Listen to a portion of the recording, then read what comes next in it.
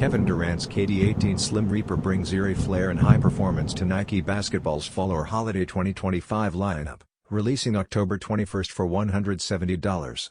Highlighted in the SNKRS live preview, this Halloween-themed sneaker features a bone-chilling design with an all-black upper and soft green translucent gum sole. Skeleton hands stretch across the eyelets and medial side, mimicking a graveyard resurrection. Both the skeletal graphics and outsole glow in the dark, enhancing the spooky vibe.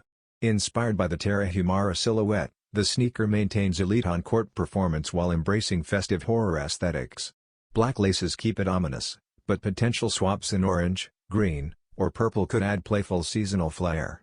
Nike's return to bold storytelling and energetic launches signals a new golden era for basketball sneakers. The Slim Reaper strikes a perfect balance between haunting visuals and Durant-level tech, ready to dominate courts and costumes alike.